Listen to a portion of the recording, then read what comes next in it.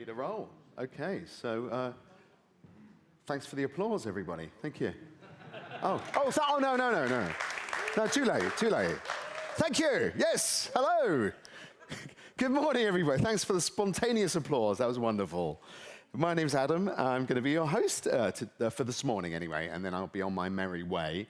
I'm going to be sort of leading the discussions and steering you through this morning's plenary.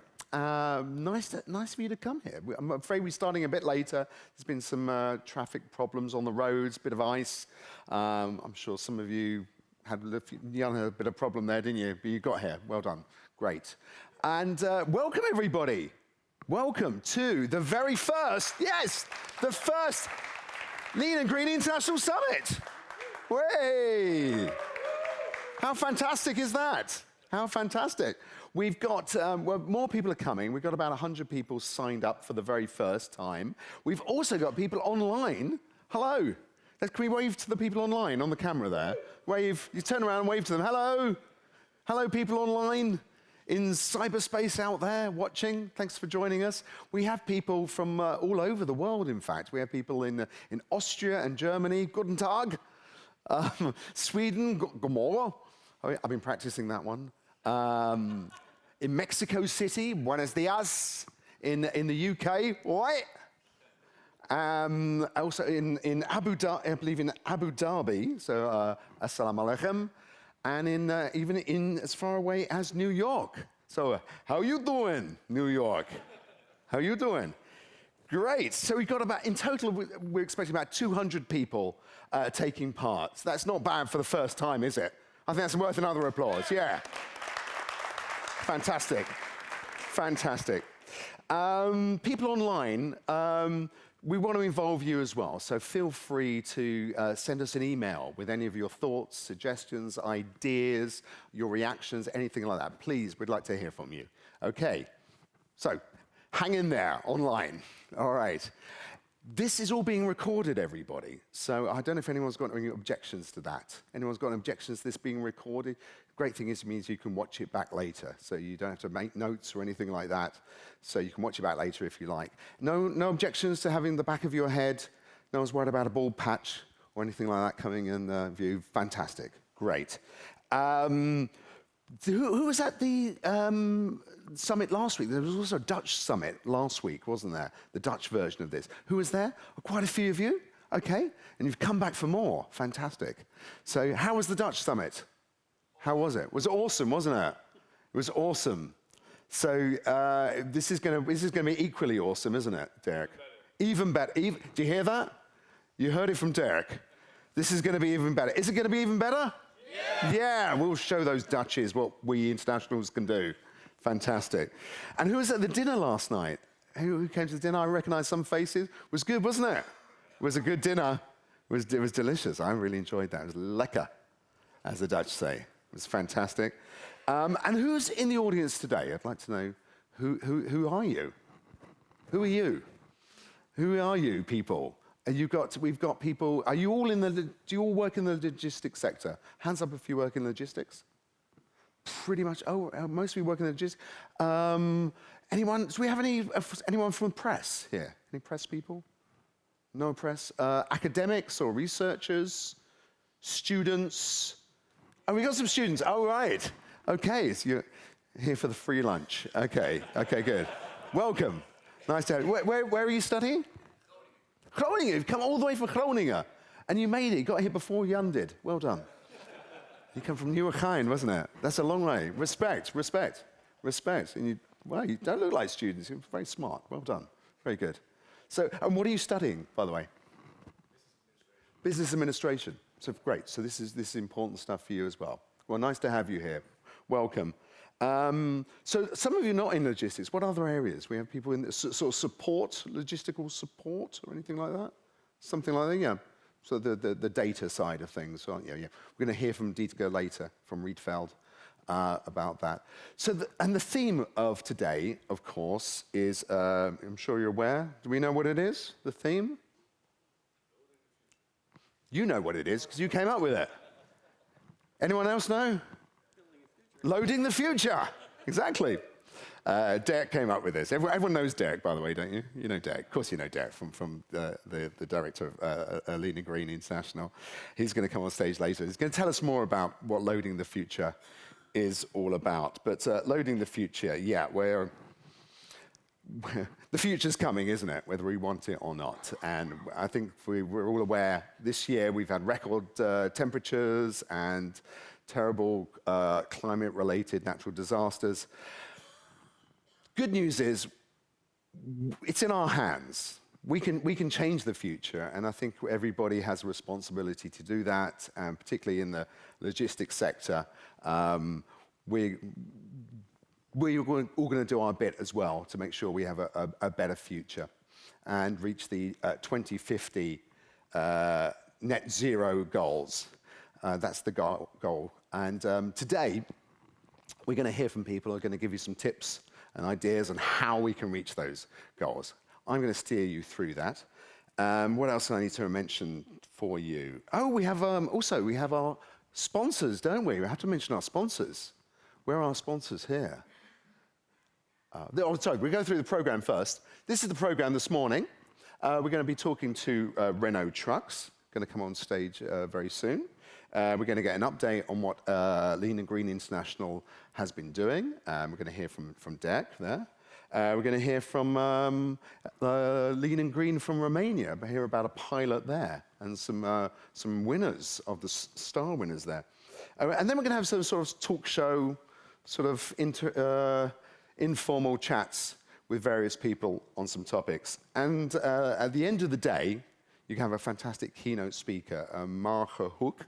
She's going to be speaking at 3:30. You don't want to miss that. She's going to be giving a great talk on business for good is good business. We like that title, don't we? I like that. So next we're going to have our sponsors. Let's see our sponsors. They've made this possible, everybody. These are our sponsors. Yes, yeah. They've made it possible for us to be here today and to make it a free event for everybody. So I know, students, eh? Yeah. To make it a free event, or like gratis, as the Dutch say. And we're going to be talking now. I'd like to invite one of the one of the sort of premium partners on stage now. That is Jérôme Bartelet from Renault Trucks Netherlands. In fact, he's the managing director of Renault Trucks Netherlands. So, and I'd also like to ask Dirk van der Lee from Lean and Green International to come on stage. And so give them applause. Yeah, give them applause. Come on stage. Welcome. Nice. Come and join us, please. Jérôme. Thank you. Nice to have you here. So, yeah, Derek, can we have the microphones? Check, yes. Check. Yep. So this year's summit is loading the future. That's the theme.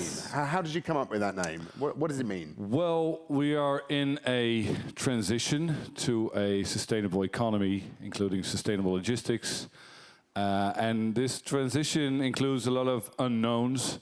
And so to reach the end point, which we know where we want to go, we just don't know how to get there yet. And I think together, by sharing knowledge, we can help accelerate the transition towards a more sustainable future.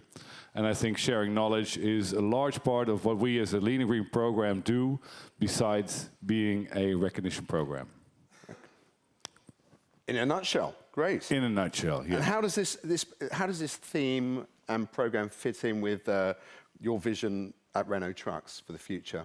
Yes, so with Renault Trucks, we were one of the first brands to really consider the sustainable transport. We had already 15 years ago the first electric vehicles. 15 years? 15 years ago, okay. In serial production. So we were one of the first one, and it was on the light and medium segment. And today we offer to our customers, as you can see here, the full range of electric vehicles, from the cargo bike, which is 650 kilograms for the very last mile delivery.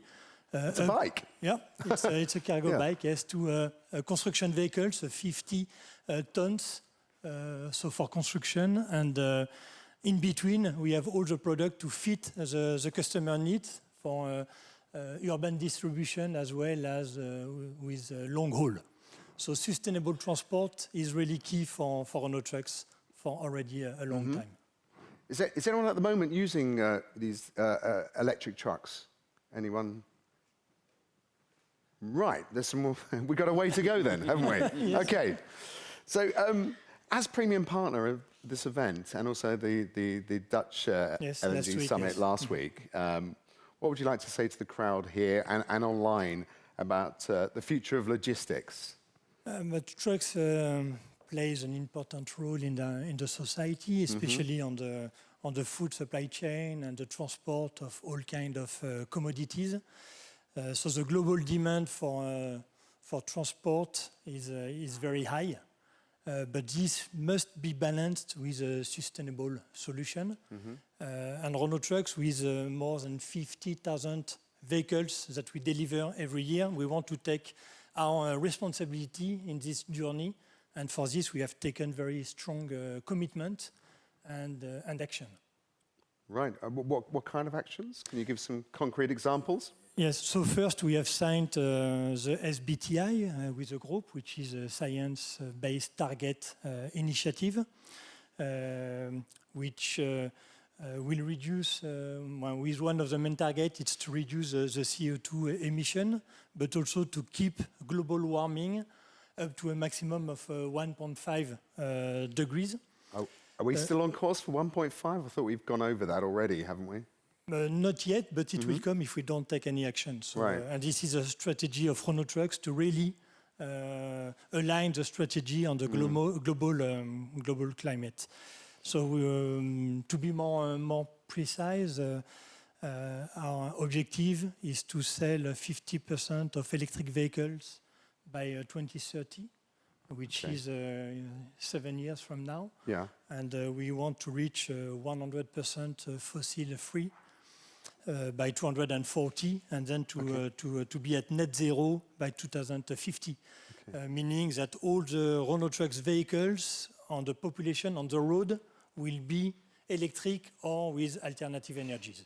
So this is very important. So it's a clear target that we have set with a group.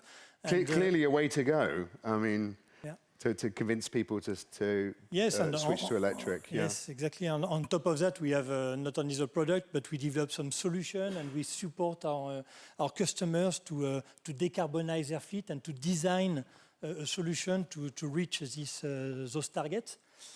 So we have developed a decarbonization tool with a lot of initiative inside this tool to go through with the customers and to see with the customers how to decarbonize their fleet. And we have signed some partnership with some infrastructure company and charging infrastructure company. And all together, we plan to come to net zero by 2050. So this is our ambition. So would you say that Renault Trucks is ready for loading the future? We are ready for loading the future with our product, with our solution, and with our people. So we have dedicated people in the Netherlands, but also in France, in Lyon, in the headquarters, to really go this direction. But we need all of you, the full ecosystem, to be part of this journey. Because alone, of course, we cannot do everything, but at least we take our part of the journey. So, and we are very pleased with this. Okay. We wish you lots of luck with that. Yes. And if anybody wants to know more, are you sticking around today, yes. Jérôme? So if you want to talk to Jérôme, find out more what Renault Trucks are doing, you feel free to talk to him at any point today. Thank you very much, Jérôme. Can we have applause, please, for Jérôme? Thank you. Thanks. And sticking around, we have Dirk sticking around. I'll stick around for a while. Yeah, sure. Program Director for Lean and Green International. First of all, what is Lean and Green exactly, and what do you do? Yeah, that's a good question. So what is Lean and Green? In the core, we are a recognition program. So we give recognition for achieved reduction in the logistical operation, so the CO2 reduction in logistics. And we do so through the 5-star framework, which are all targets to reduce your emissions. And in doing so, our participants get more insights in what measures and projects lead to more optimization of their volumes, but also reduction of their emissions. And another thing, like I mentioned earlier, is that we are a community of companies from the start that are really willing to share their knowledge and experience around the transition towards more sustainable logistics. Which is great. It's quite good, no? Yeah. If you can give us the lowdown on what you've been doing. Yeah. Well, so we started in the Netherlands in 2008, and now we are in. We have 16 national programs throughout Europe and the United States and Canada, with a community of front-running companies and an international program for multinationals for international recognition. And so the 5-star framework is in line with international standards like ISO, and all participants start their carbon reduction action plan, so they have an idea, what am I doing, what's my next step, and what are the effects of my projects and measures. And it's hard to read the...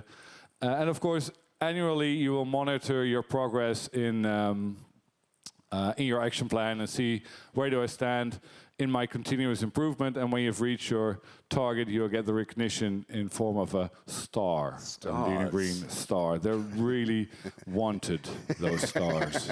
Yeah, I can imagine. Like you stick them on like. Yeah, like you see them all over the road on trucks and.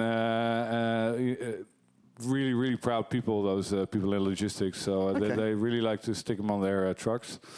And this year we reached over 600 participants throughout all the national program.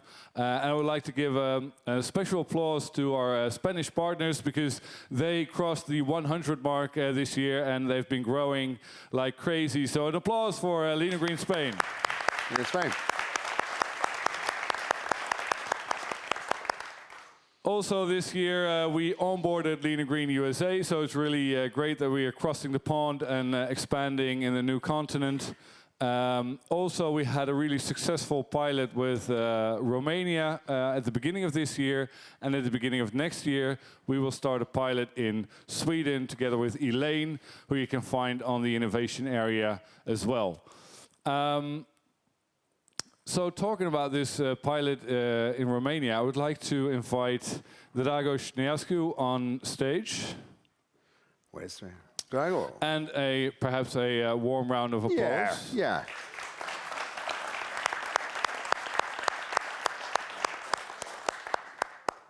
Hi, Dragos.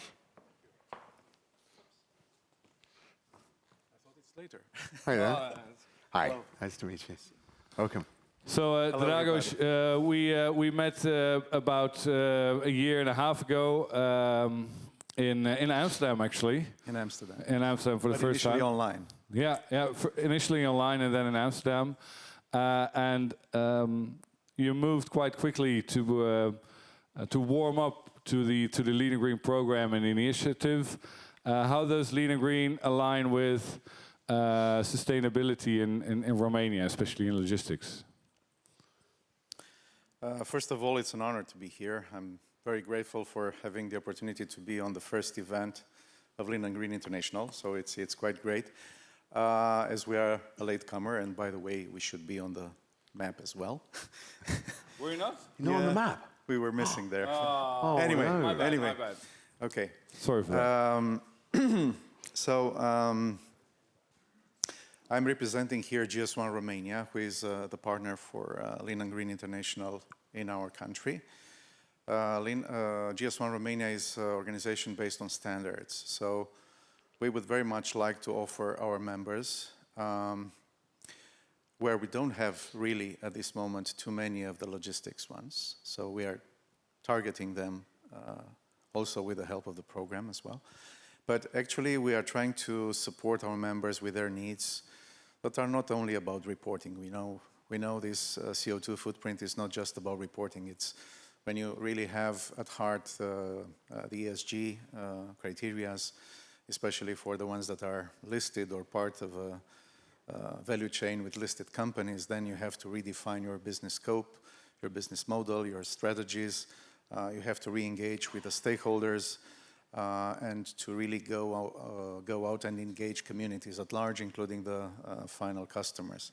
So I think Lean and Green is a very good example of community enlargement. And this is how we looked at it from the very beginning, by the time we really had the first calls and we were looking for information and so on. So I think it's a very good exercise. And as I come from a former communist country, you know, in our countries, this voluntary conformation to standards is a very difficult game. Unless it's a mandatory rule, especially if it's coming from Europe, from Brussels, then it goes faster. But unless, it's complicated. It's a stick and carrot approach. So you have all the time to invent nice carrots in order to really move on. So I take it like a very, very successful set of carrots in Lean and Green, and the stars. You can see them. Maybe we should make the stars orange and to represent the carrots, right? Just have carrots instead of stars. Yeah. Yeah, maybe. So anyway, I think it's been taken very well. We had 6 companies enrolled in a 6-month pilot, as you know, at the beginning of the year, and I'm happy that 2 of them have made it to the final stage, and I think I will be calling them now or later. Sure. Yeah. Please invite them on stage. So I would very like to share with you our first star winners in Lean and Green International Program in Romania. And I would start with Mr. Gabriel Ivan from CEP, Romania.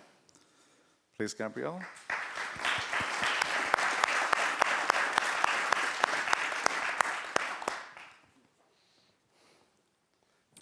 Congratulations. Gabriel, we meet again. Hi. Congratulations. So, this is the first star award.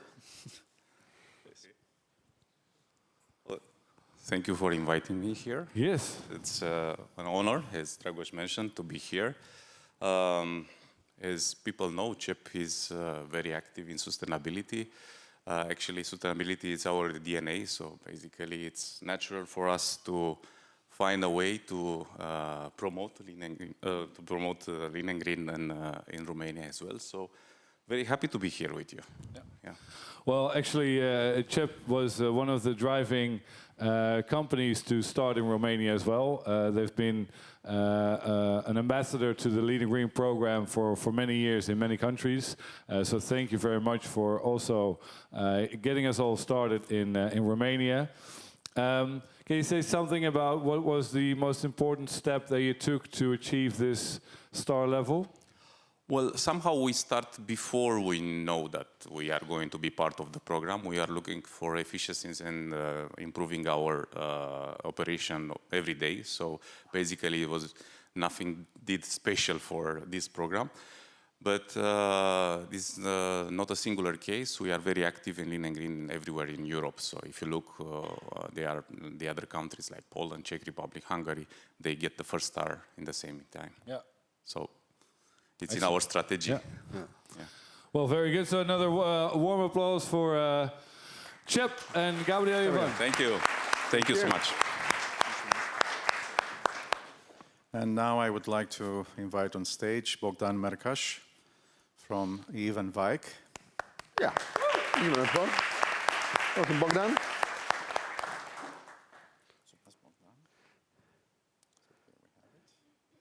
And he is actually, I can say that they managed in Romania to overcome the parent company to be before them winning the 3rd star. So we have a 3-star award here on the stage.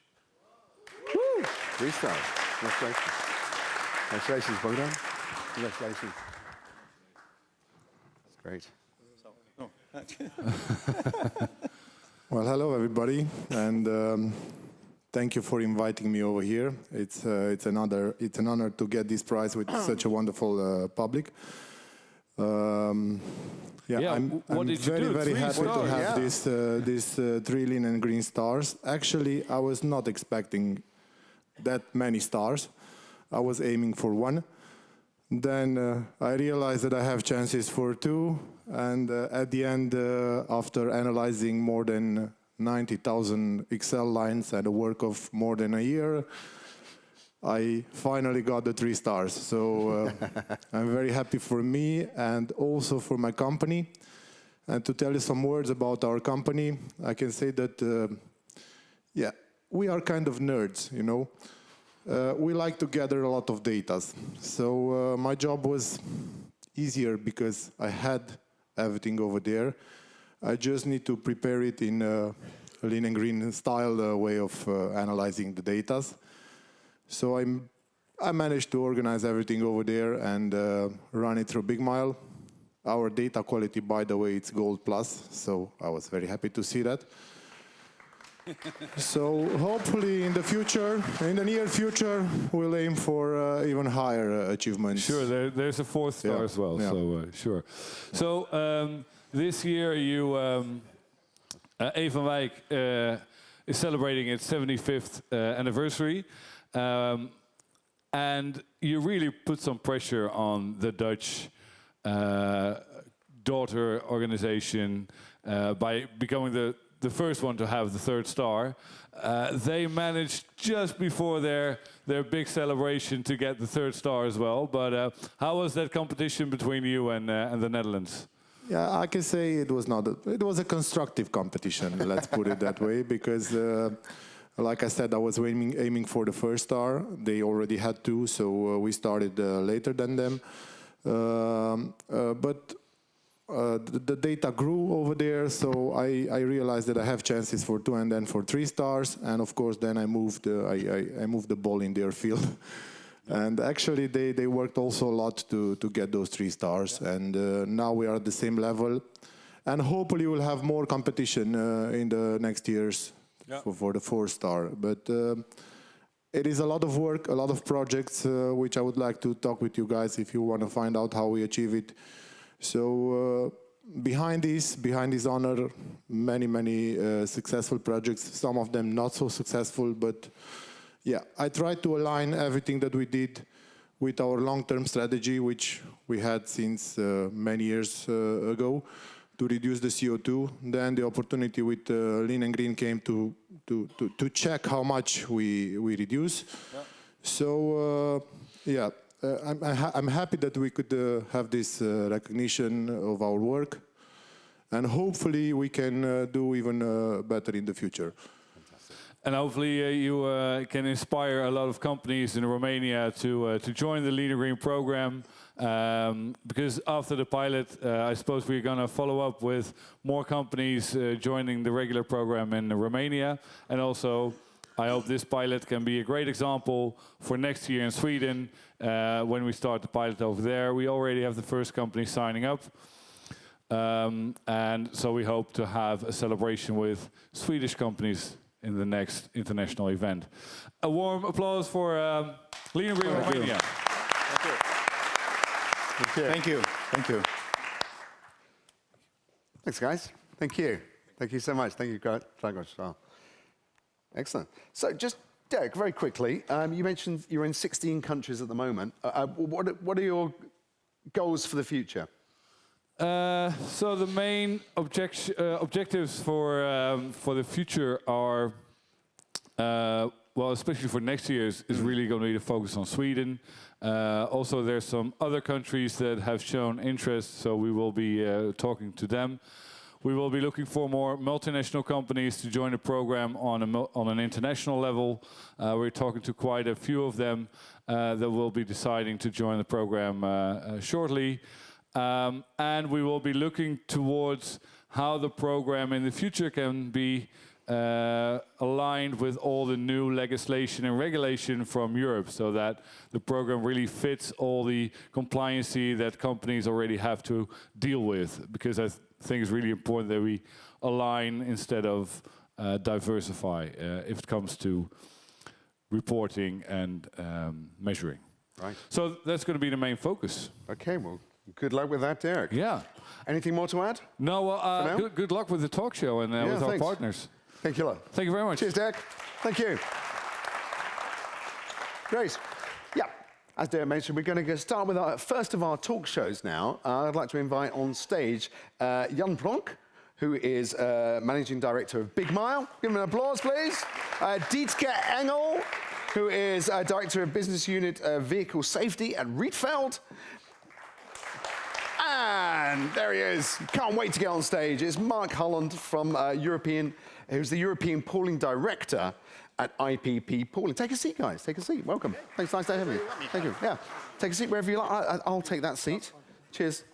Oh. Hi, Mark. Welcome, guys. So, I'm sure maybe not. Oh, yes, you need some microphones. You need the microphones, I think. That'll be handy. There we go. One for you. Thank you. One for you. And one for you. Yes. Just check. Do a little check. Yes, good. We can hear you. So, I'm not sure if everyone is familiar with their your companies, really. So, can you give us a quick sort of elevator pitch of what you do? Maybe start with Mark there. Good morning, everyone. So IPP Pooling, we're an equipment pooling company similar to our brothers in CHEP, already spoken to today. We rent pallets, boxes, various load-carrying equipment into the logistics sector. Okay. And Jan, what's Big Mile? What's Big Mile? Big Mile is really a software platform to calculate, analyze, and report all, let's say, transport-related activities in supply chain concerning CO2 emissions, and not only on trip level, but also on shipment level. Okay, that's pretty clear, very concise. Yep. And Dietke, Rietveld. Good morning, everyone.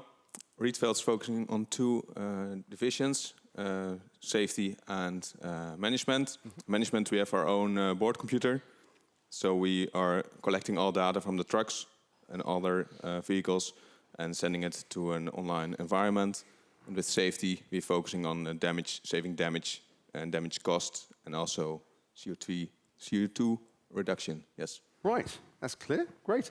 By the way, everybody, we're going to be opening up soon to questions from you guys. So if you've got any thoughts, any questions, keep them in mind, and I'll open it up later, and you can ask our panel here some questions. Okay? So start off with Mark. Your slogan at IPP Pooling is carrying impact. How do you carry impact? So IPP are carrying impact by carrying all of the goods that our customers require. We obviously provide a good quality solution, and ultimately we're responsible for the recycle and reuse of our products and consistently getting them back into the market. And we maintain the standards within within this equipment, and we attempt to do that and endeavor every day to do that in a sustainable way, and linked to our customers so that we're in consistent communication with everyone, while obviously managing a very humble part of the supply chain. Oh, it's not humble. You're being modest there. We need pallets and boxes, don't we? So in what respects, it's quite high tech what you're doing as well, isn't it? Well, but at the end of the day, it's pallets. Yeah, at the end of the day, it's wood, paint, nails, sometimes a bit of plastic, sometimes a bit of metal. But ultimately, it's a quality product that we maintain the data surrounding that. So ultimately, we are interested in the kilometers that we travel on a day-to-day basis. We're interested into where our pallets end up, and ultimately about how we retrieve them in the most efficient way. Okay. So it's about keeping them moving, or not having that waste. That sort of thing, effectively, because it's a rental solution, we are there to provide if you look at a hire car company doesn't buy a car for every single customer.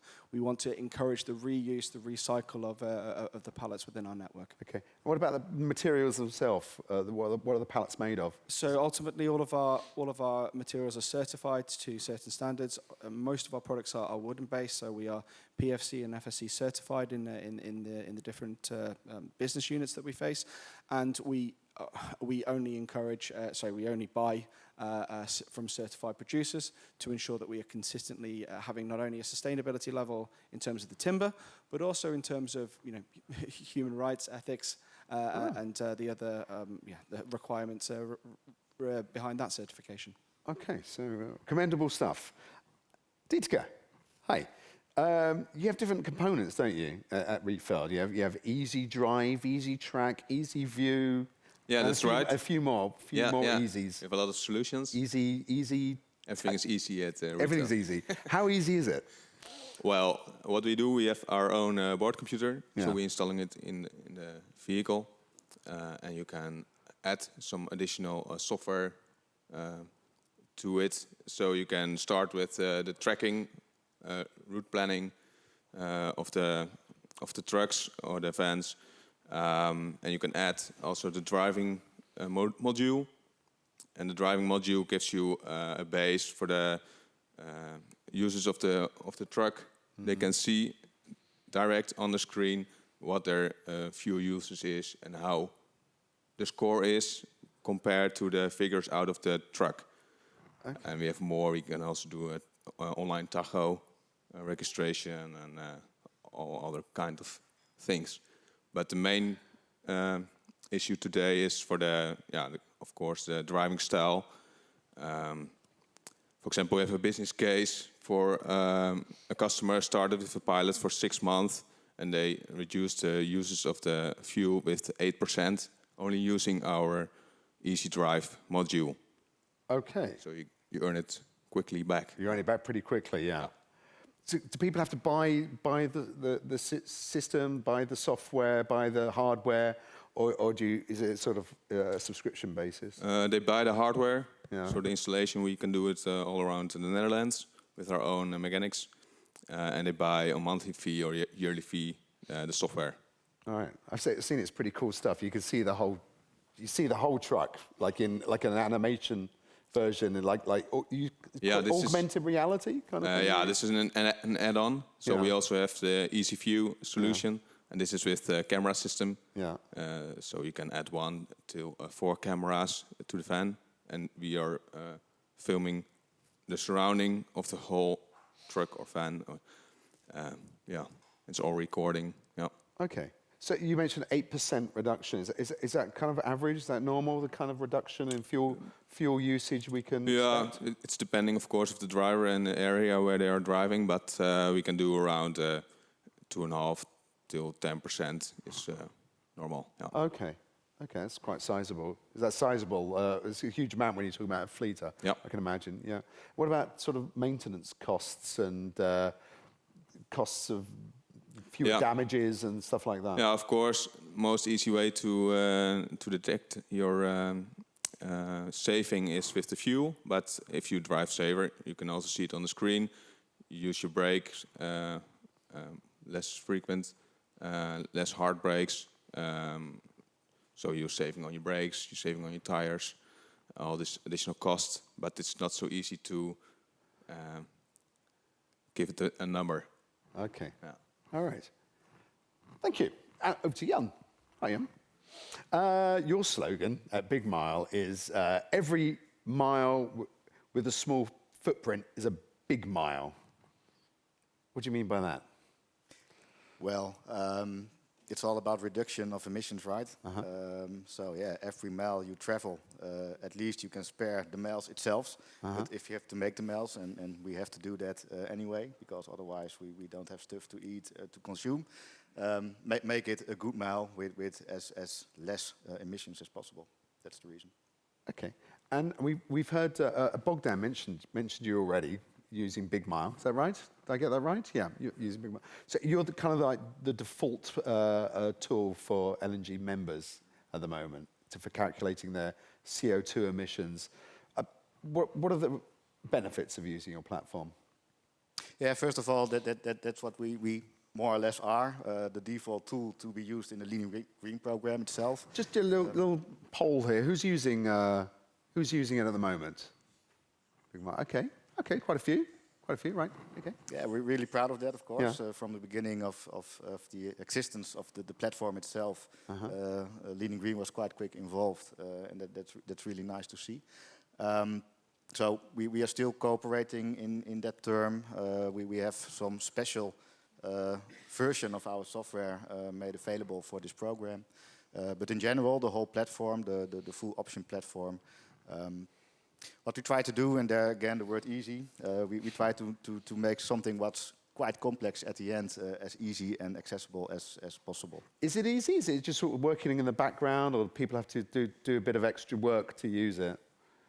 The users of the system itself is really easy. It's the users. You don't need a training at all. It's more a BI-ish environment you can use. The big challenge always is the data, and I think all users can confirm that. As good as the data is, as good as your report is. That's the baseline. Okay. Is there some overlap between your systems? Yeah, we can deliver the data for a big mile. Yeah. Okay. In practice, it's also it's happening. Yeah. So you're doing that already. Okay. Yeah. You're working together. You're collaborating. Exactly. What need for a good report? Dirk already mentioned some obligations and legislations coming up. Besides making a report of a reduction of your total baseline emission, you also need to report and allocate your emissions to really the shipments in your execution. Therefore, we need at least transactional data from where to where are you shipping, with what kind of modality, and so on and so on. But the best data we can get to make the right calculation is primary data, as we call it, and that's fuel consumption data. And that's exactly what tools like Rietveld is bringing to us. Okay. So combine that with your transactional data from your back office systems, and then we have the Gold Plus data available. Okay. Is that something you're using as well? Yeah, Mark? no, definitely. I feel you wanted to come in there. Yeah, no, definitely. Big Mile was the tool that was given to IPP when we first started investigating, even just on a local Dutch front. As you said, it's easy to use. We actually have now aligned our own systems to report directly. Or at least give the output directly for Big Mile, because if you set it up correctly in the first place and then have the link, it becomes really easy and really insightful at the end of it. Right. Sticking with Mark, the data transfer from between IPP and your customers, what does that look like? So we have our own IT infrastructure that we can connect to our customers. As I said before, we are just a humble pallet or piece of equipment, and most people treat it like the copier paper. When you run out of it, you kind of go, well, where is it? And when you've got too many, you're thinking, who's ordered all of these? So we want to become as easy to work with as possible. And by connecting directly to our customers, giving them a portal where they have insights into their usage, into their in and out flows, it then just gives us that quicker and easier connection. Right. I'd like to open this up to the audience now. Anyone got any questions for any of the people? For Mike, Jan, or Dietke? Must be somebody. Come on, put your hand up. Come on. Is there someone? Yeah, at the back there? Great, fantastic. We can get a microphone to you. Has everyone got a microphone? I'll chuck this. Here you go, got a catch box. You can come a bit closer. There you go, can you catch that? There you go. Well, hey, oh, doesn't matter. It's fine. Yes, you got it. Hi, what's your name? Yeah, my name is Maya. You hold it a bit closer to you? My name is Maya. Yeah, Hi, Maya. now you can hear me good. I'm working for Houston Logistics. I have a question for Dieter. I actually also recently bought an electric car, so I'm wondering if your software is also in the future for not only fuel-based but also electric trucks. Because what I actually see from my personal experience now, it also apparently needs some optimization, or we're not maybe there yet for logistics sector, but eventually we will get there. So do you also consider like developments in that area? Thank you. Yeah, good question. Thank you. Yes, good throw. That's worth an applause, yeah.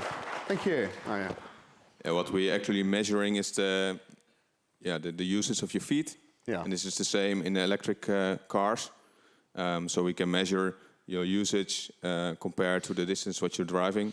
So we can also give you advice to have more battery power for a longer trip. Yeah. Okay.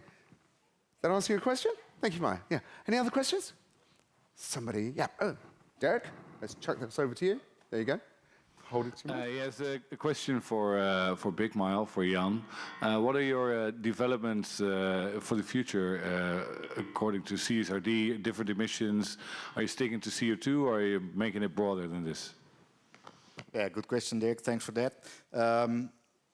Yeah, we are doing more things at the same time, of course. If we look to our roadmap, and our product owner is in the audience as well, so you can catch with him up later if you want more details. But especially for CSRD, of course, there are now really going to be some obligations and formats how to calculate and to report. So we are now really lining up for that one. You already mentioned also the ISO 14083. We are fully compliant with that one, and it's not only about how to calculate, but also how to report and in what format you can report. And what's the key, of course, is that companies right now in Europe, there are at least around 50,000 companies who are obligated to report in this field from the 1st of January next year, 2025 over 2024. Is that a shock to some people? So you're okay. So that's a lot, and all those companies, a lot of them are, of course, the big corporates, the big brands, the shippers, the manufacturers. They have a need for information. So what they will do is dive into their stakeholders in the supply chain to ask them for information. So you can better be prepared. And the nice thing about our platform is that you can really gather all this data from all the different subcontractors and logistic service providers into one platform and combine it in a final report, what makes life of the shipper easy. So that's one thing we are now releasing and implementing. The other thing is that if we talk about emissions, it's not only CO2. So we are also now developing functionality for NOx and PM, especially in the Netherlands, but I think in Europe, in the construction sector, that's really a hot topic right now. So yeah, that's basically what we are focusing on. All right. Someone else? That's it? That's it for the questions for now. I had a couple more questions to keep this going. Aditka, your platforms and your different easy stuff, what are the advantages for the drivers themselves? Advice or the device? The drivers. Yeah. The drivers, yeah. Are there any benefits for the drivers? Do they like using it? Yeah, well, it's of course also depending on the company, how they implement it. For example, if you use the Easy Drive, you get a screen and you can see your actual driving information. So you get a green high score or orange or red low score, and you can do some competition in the team of all drivers, for example. Beside the Easy Drive, we also have the Easy View. This is with the 4-camera system. Okay. This is for the driver, of course, very important. When they, for example, they're turning to right, you can see the right camera on the screen. So it's more easy to drive, more efficient, and also saving on damage cost, saving on new parts for the truck, saving on... Is it safer as well? Yes. Prove safety? Yeah. Okay. Yeah, so this makes it more easy for the drivers. Hence the word easy. It's in the name. Yes. Okay. Yeah, no, I was curious about how do you actually calculate CO2 emissions? Would you use hardware to do that? Are there sensors and stuff like that, or? No, what we really do is gathering data, and the source of the data might be a sensor or hardware or whatever. Yeah. But where the journey with Big Nel starts is that we define, let's say, what your logistics are looking like. We have local transport companies only doing road transport and driving national, but we have also customers doing multi-modal supply chain. They have a large inbound stream, outbound stream, globally coverage. So yeah, all that data, what's required is the challenge, as mentioned before. But we are not the hardware guys. We are really the software specialists in that. All right. Yeah. And how we calculate it, there are formulas for that. Is that a mystery? Okay, that's the mystery. That's the secret it's not formula. a secret, but you have to do it in the right way. Okay, sure. That's what we do. And Mark, I believe you got plans for improving sustainability. We had a chat last week. You mentioned electric trains as something you want to use. Yeah, so ultimately, I think 99% of our transport is actually done through diesel trucks at the moment. And as obviously we've seen from Renault earlier, we need to actually make a change towards different to alternatives. And for us, we wanted to take advantage of, for example, electric trains, and then obviously on like last mile solutions, looking at what electric vehicles that we can use, but really trying to take advantage of that more for the sustainable benefits, taking into consideration our sales and operational planning processes. Right. I'm just wondering, with this chat show, what we're talking about here is digitization. And this event is obviously lean and green. Is it all about being, would you say it's more lean or more green, digitization?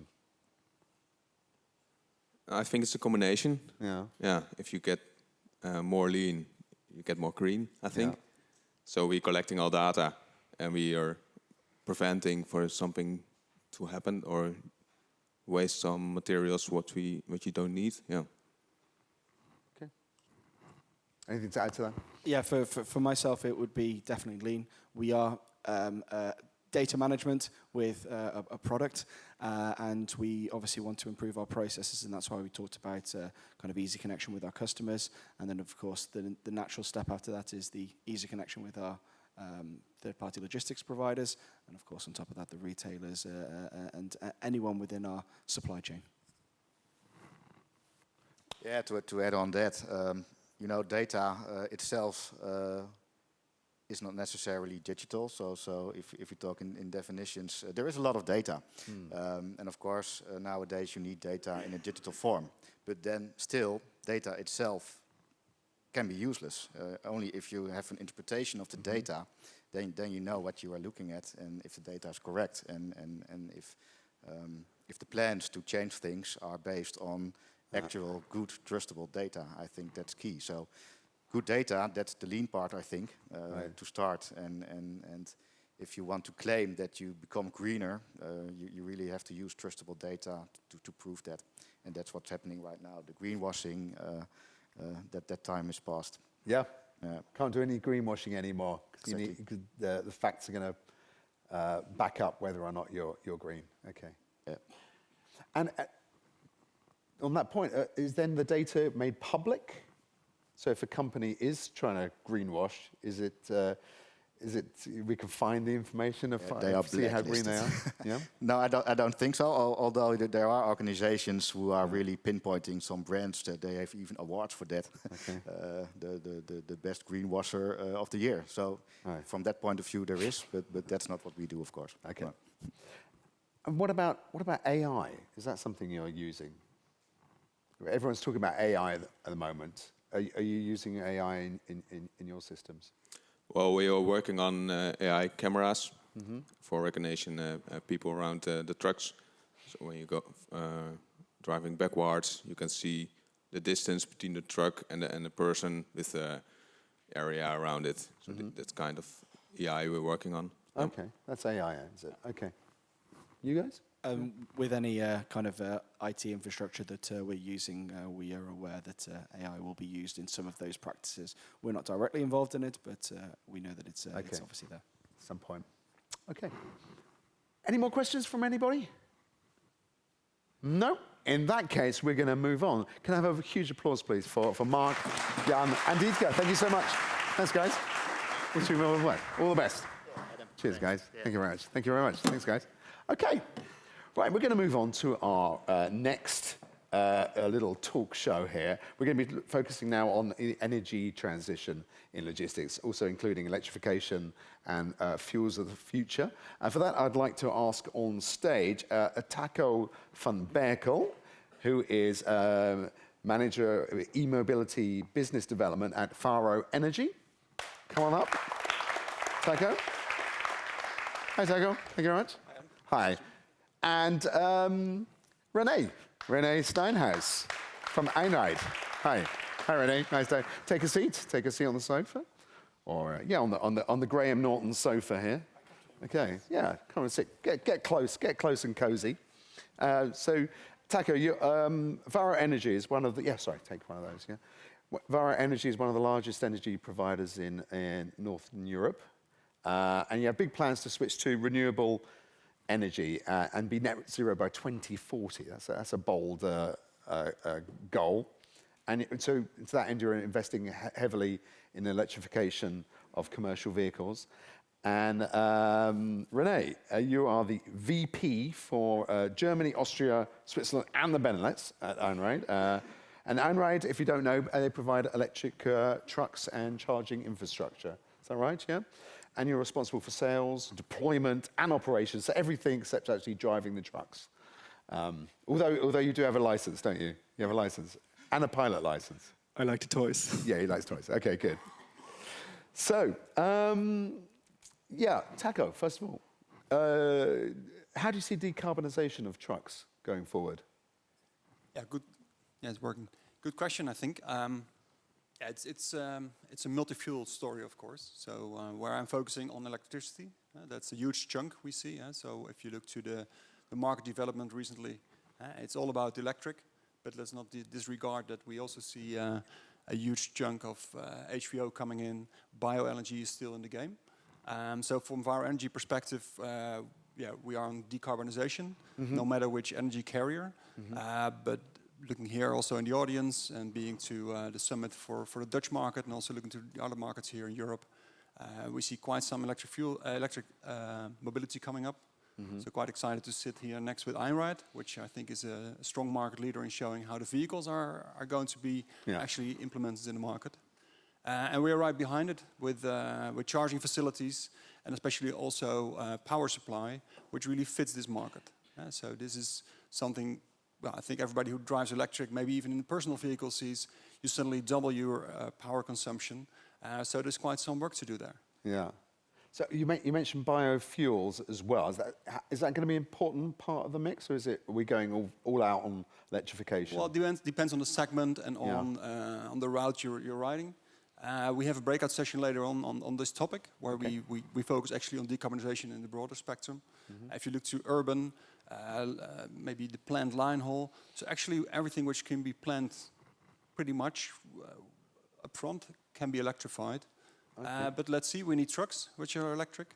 We need electricity, we need supporting systems in the grid, but also the infrastructure on site, on depot and off depot. That's where we'll be. Yeah, and then it will be the mix. So let's see. And when there is no power available, you also need maybe a gas or biodiesel to create power on site, right? So it's not either or. I think it's still both. Okay. So when it comes to biofuels, which biofuels do you think will be the ones that make it? Is it going to be hydrogen? Is it going to be? Good question. Good question. If we all knew, I think we wouldn't be here all together. So everybody would be out there buying their exact trucks for the exact purpose. We see now an increased demand for biodiesel, which is in line with the market. I think it can be applied to existing vehicles. But I personally think that the rise of electric trucks is a bit of a tsunami coming up. And not seen by many. Maybe some people here or online. So maybe.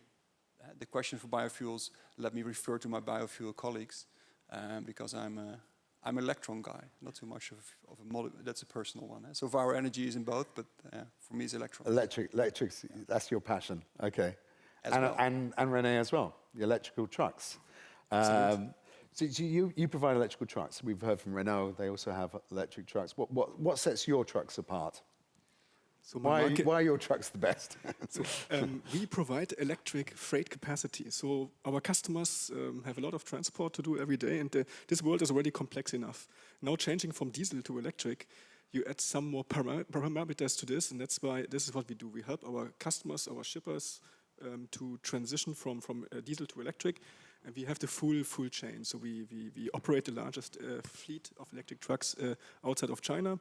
We have our charging solutions. We have our own software. Everything what is not on the market, we develop ourselves. So we buy OEM trucks, but we have our own software linking all this. And I'm so happy. So I worked in aviation 25 years. And Luxembourg Airport. Yes. So there every 20 years we have a new aircraft. So I learned everything. But now since 1.5 years, I'm in electric freight, and it's amazing. My learning curve is like this.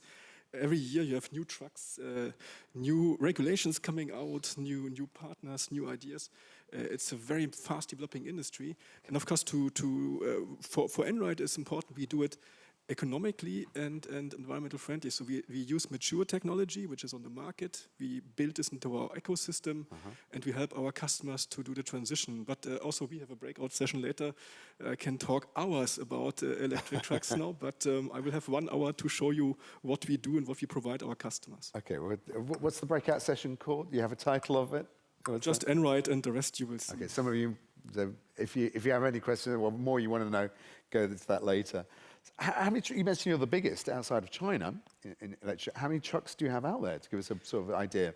We don't communicate the full number, but just to give you a feeling, so in the US we just roll out 300 trucks for our customer Maersk. So it's containers from the port to their charging stations. And in Germany, I'm just starting to roll out 160 trucks for our customers. So this is the dimension. So the phase of testing 5 trucks we did in 2016, 2019. So now we are really in large-scale rollout of large fleets. And it takes a while to change, I would say, a few hundred trucks. So looking at all the regulations to reduce CO2 and the cost of diesel transport in the next years, it's time to start to change these fleets now. You don't do it overnight. It is for 40% of the traffic, which is a lot of short distance traffic you can do already today. This is what we analyzed. It's a complex data. It's all data driven what we do. Yeah. But it takes still a while to change large fleets. So to not get into the diesel trap in a few years, think about a change. What are the sticking points when switching your fleet over to electric? If you just buy an electric truck and you operate it like a diesel truck, you will die in your cost. So utilization is everything. You need to identify the routes which will provide you the right distance, the right setup, the right flows, and then of course you need to utilize the truck. So minimum 16 hours a day it needs to drive. If it queues to charge, if it's standing around, it will cost your it will eat up your P&L. So that's why we look at where is it profitable today. And like I said, minimum 40% of the traffic in Europe is profitable, and we come close to diesel parity with our cost.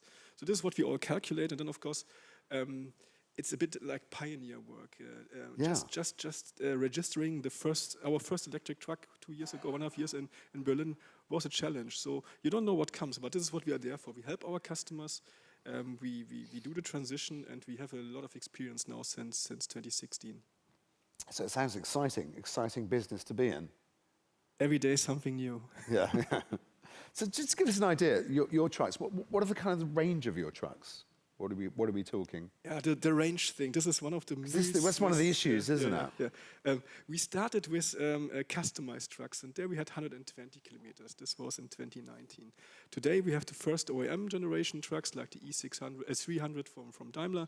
There we can operate already roughly 200 kilometers. And you see now the next generation of trucks, and we operate quite several OEMs. We have Daimler, we have DAF trucks, we have Scania trucks, we have Build Your Dreams, other Chinese that we do in the Middle East. So, and you see that already next year there are announcements, or we ordered already some, which have, like Daimler says, 500 kilometer range with 40 tons gross weight. So it's also, the driver has also a range. He needs to have a brake. So, and of course, in German we say, steter than later. So this is the complex thing. What do you say, Steter, if the truck parks, then it has to charge. Okay. So you will not be able to charge, let's say, a fleet of 100 trucks in your depot at night. Okay. No electric network is able to do this. So therefore, we have our software to plan the routing, to say, okay, where do we have charging stations? Where do we have our own charging stations? Where can I charge at the customer side? And then the truck is showing, okay, what's my condition? What's my next routes? So all the dispatchers in the logistic world will get some feedback from the trucks to say, hey, give me the other route, then I can charge there. It's really optimizing of the infrastructure and the capacities or resources we have. Right. That's where energy companies come in. Yeah, for sure. So what can you do to help the process? Yeah, for sure. Well, it's all about mobility, and energy is just supporting it. Very excited also by the vision of Einride. So what we see, if you want to optimize the whole system and make it affordable actually for the end customer, in the end, if you have your truck driving and you have the charging infrastructure available, it's about to get the electron, the power, on site at that location available. So the integration of the fleet planning and the right planning, and also the deviation from it, the monitoring of it with power supply becomes more and more relevant. There is not shortage of power. Let's forget about that fairy tale. There is issues with grids, or there can be issues with grids. There can be issues with maybe, let's say, the balancing of a power grid.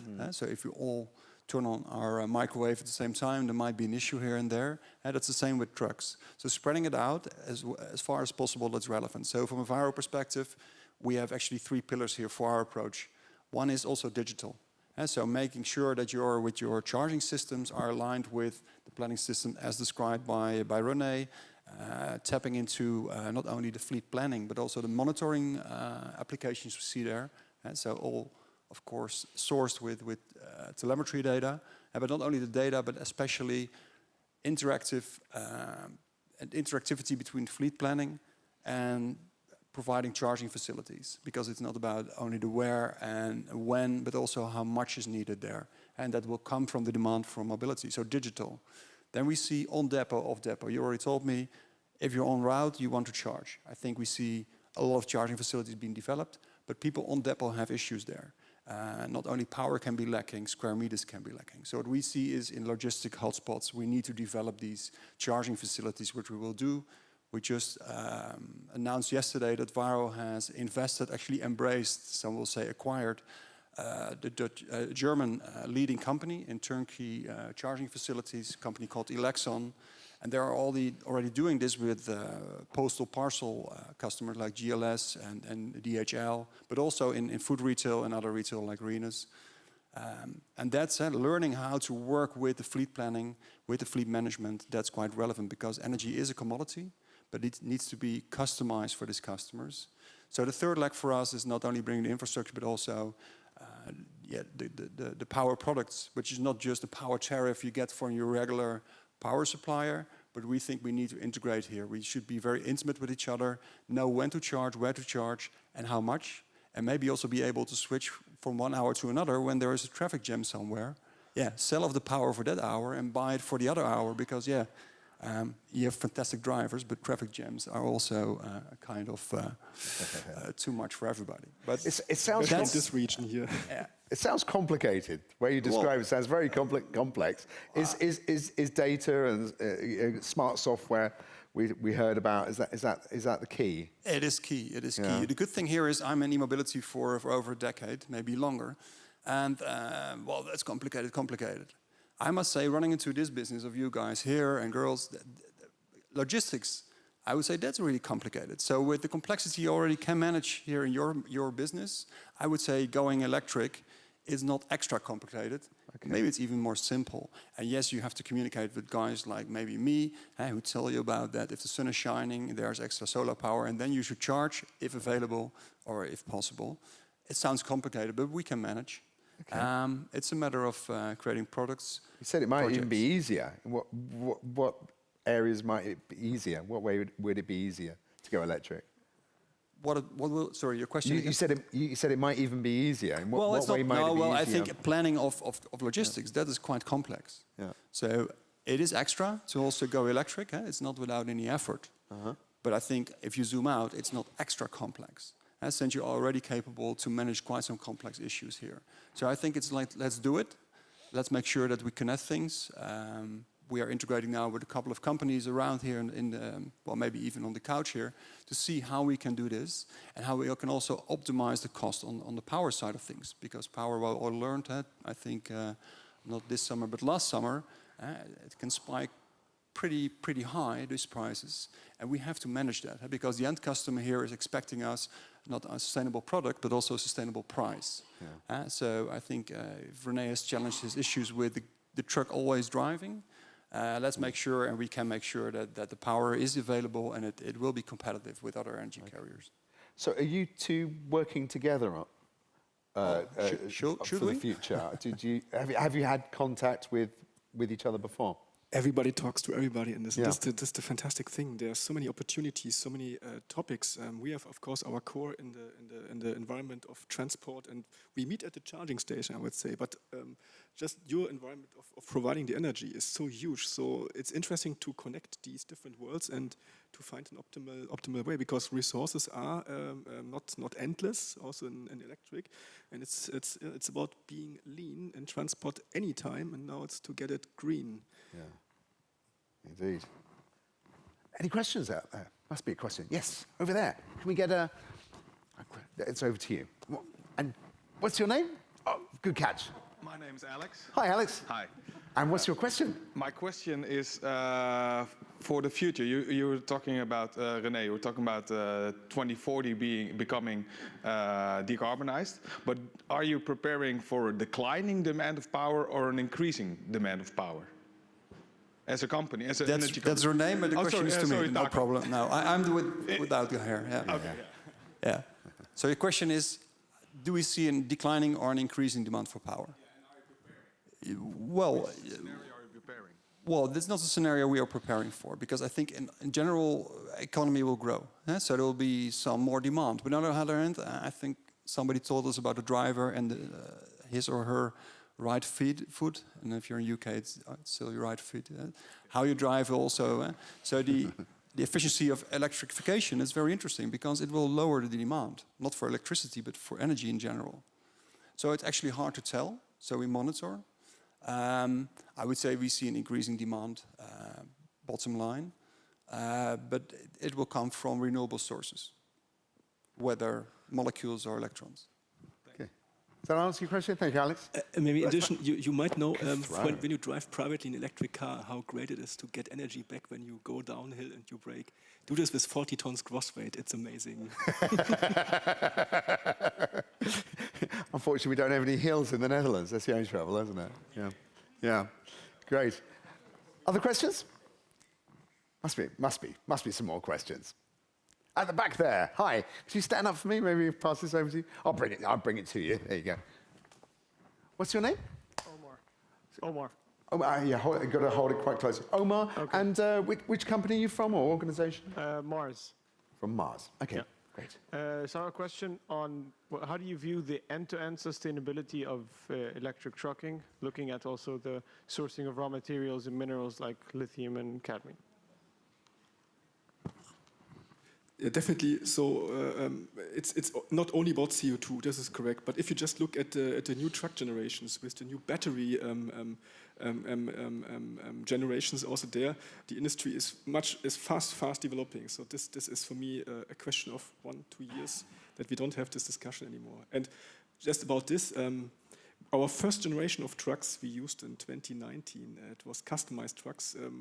We have now the next generation of OEMs, which are much more reliable. It's a different world. So we use the batteries of these trucks now to exactly start to play the things that we could do together. Then we take the batteries to store the energy when it's available. So it's really an interesting world, and we don't throw anything away. So at the moment, we are happy about every battery we keep in our system to build up this energy management. But yes, every part of this industry, OEMs, energy, has to look at the full value chain, not just CO2 reduction. Correct.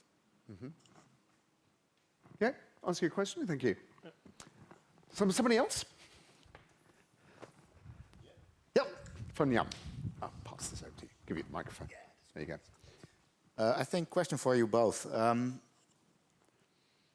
I got the impression that you are really focusing on road traffic, right? On trucks. I was wondering, how do you look at model shifting, other modalities, and in connection with electricity and power usage and so on? Do you have a view on that? Yeah, there is an electric transport system which is very old. It's the railway, and it can do long range and heavy weights. And yes, there's not one solution for everything. For example, so we concentrate on electric truck because for us this is the mature technology which you can drive economic. It's all about cost.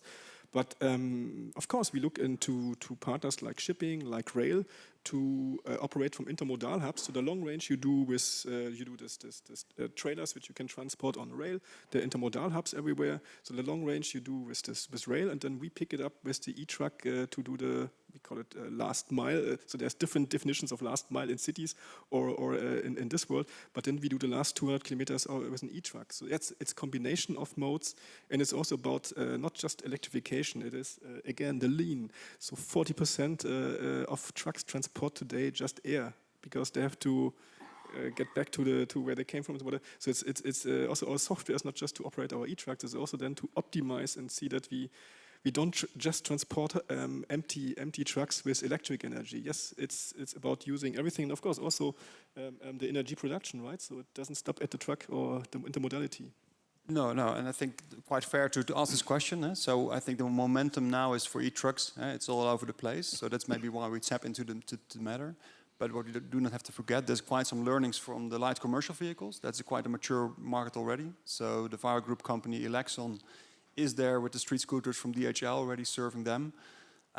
So we take that learnings. And we also see that it's growing for the LCVs. It's still a vehicle. And I'm there with you. The train and the boat are also there. The only thing is that for vehicles, the life cycle is comprehensible, right?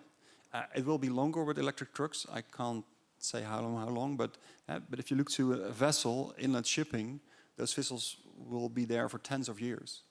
So to actually change them into electric vessels, that's quite another game. Going in a city, let's see, I don't think that's a bit cultural. So it'll depend on every country will be different there.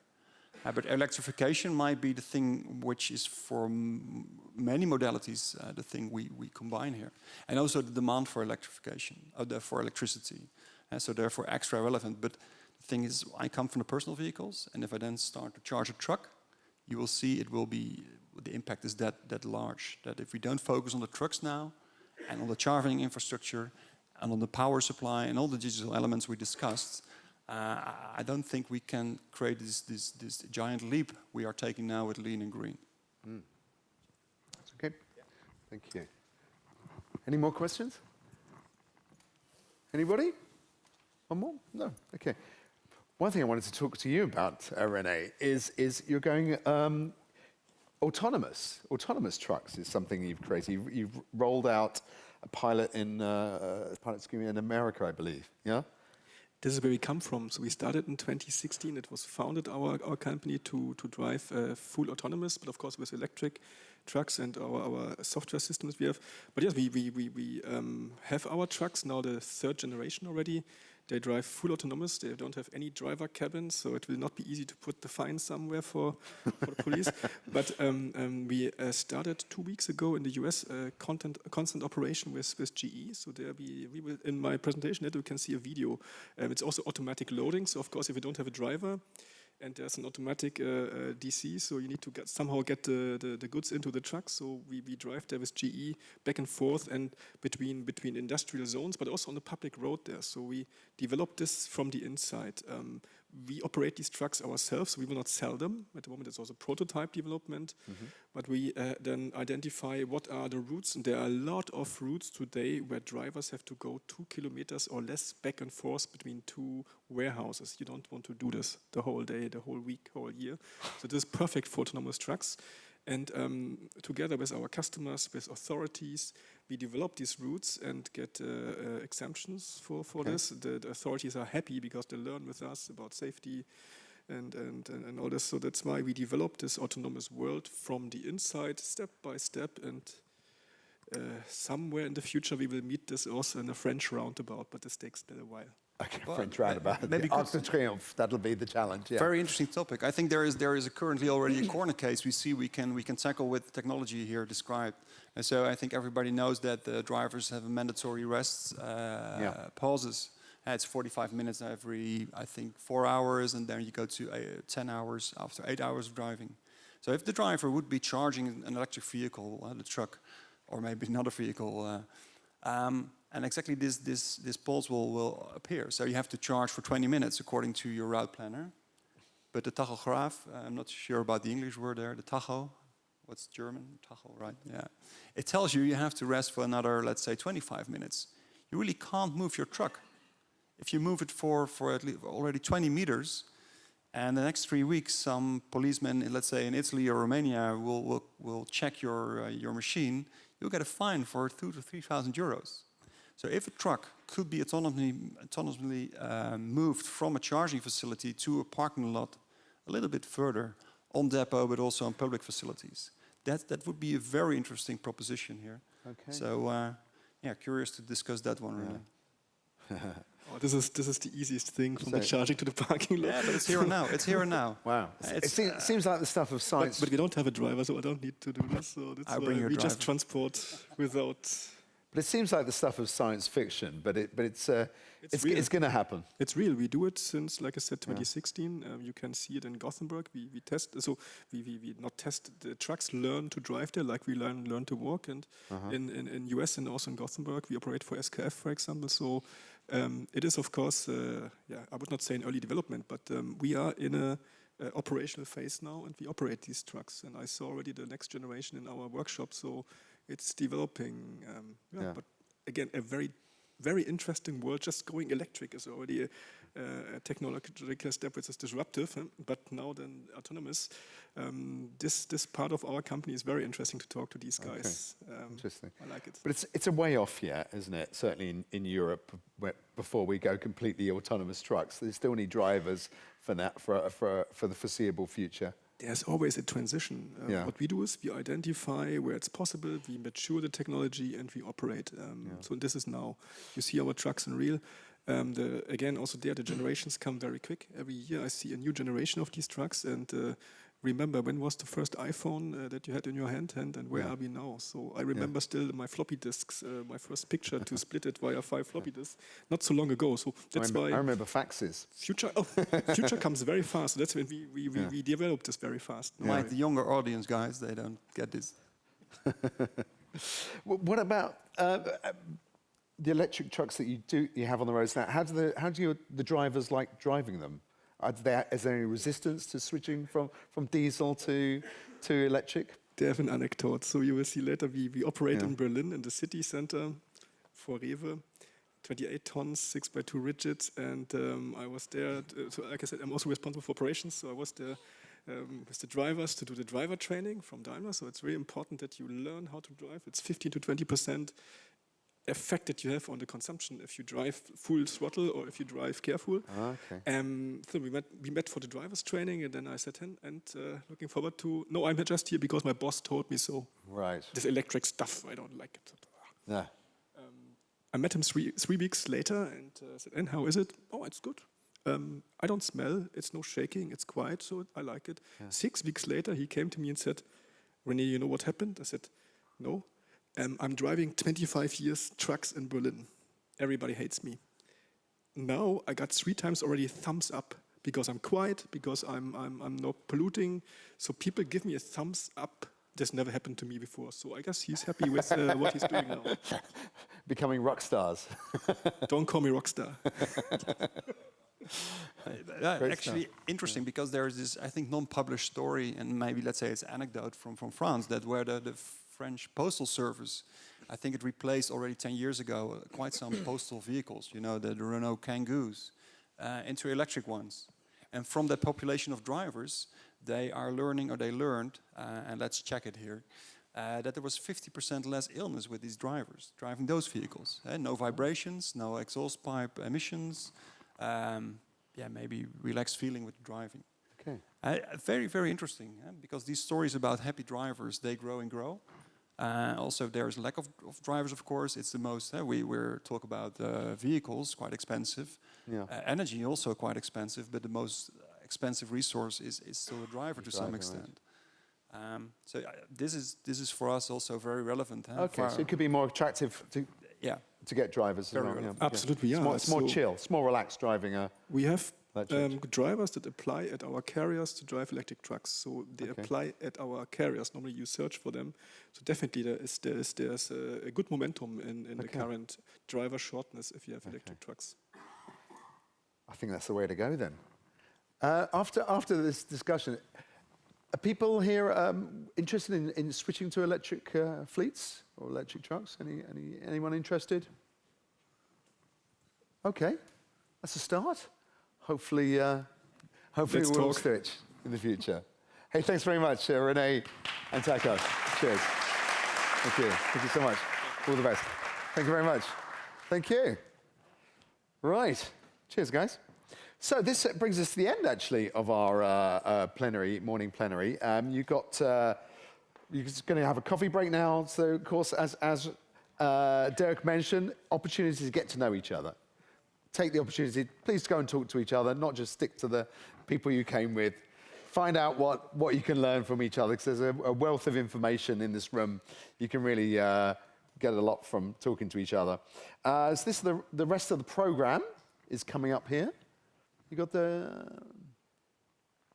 Here we go. Gonna have a quick break. We're pretty much on time, aren't we? We've managed to catch up on time a bit. So we're gonna stick to this? We'll stick to this more or less, yeah. So these are the breakout sessions that a lot of you have signed up for already. There is one change though.